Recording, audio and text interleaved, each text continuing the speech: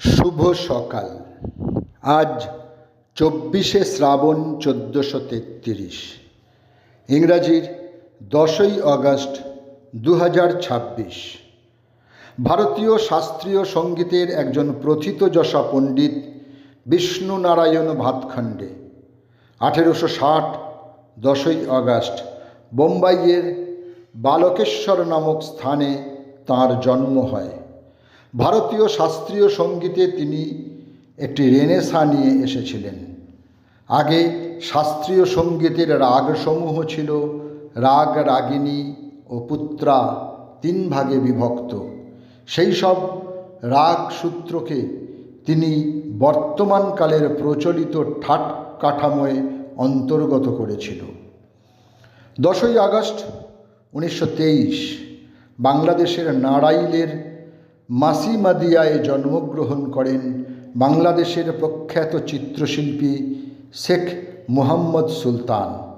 তিনি SM সুলতান নামে অধিক পরিচিত। গ্রামীণ জীবনের পরিপূর্ণতা, প্রাণ প্রাচুর্যের পাশাপাশি শ্রেণীদ্বন্দ্ব এবং গ্রামীণ অর্থনীতির হাল অবস্থা ফুটে উঠেছে তাঁর ছবিতে, এবং বিশ্ব সাহিত্যের কেন্দ্র হিসেবে গ্রামের মহিমা উঠে এসেছে তাঁর ছবিতে। 1941 গৃহবন্দী নেতাজির মহানিষ্ক্রমণের বিশেষ ভূমিকা পালনকারী ছিলেন ইলা বসু।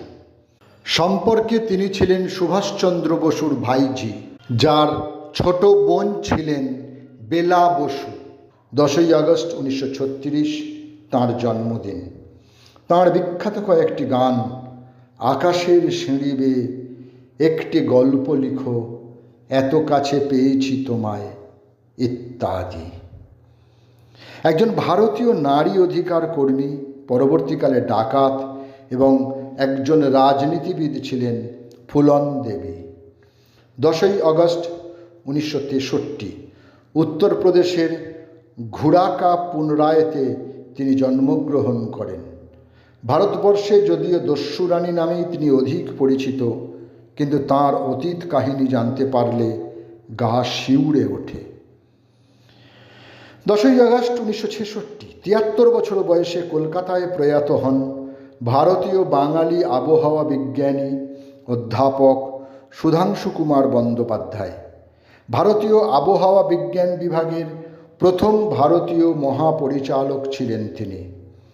1952 খ্রিস্টাব্দে গবেষণা করে ভারতবর্ষে তিনি প্রথম কৃত্রিম বৃষ্টিপাত ঘটাতে সক্ষম হন। এই কারণে সহকর্মী ও ঘনিষ্ঠ মহলে তিনি ছিলেন মেঘ ব্যানার্জি বা ক্লাউড ব্যানার্জি নামে সুপরিচিত।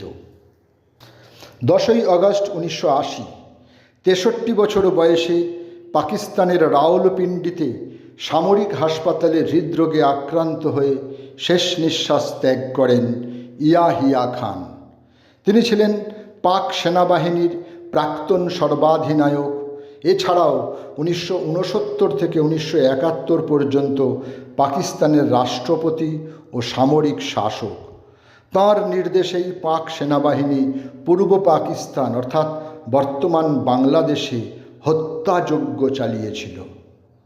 ইয়াহিয়া খান ব্যতীত সকলকেই আমার আনত প্রণাম।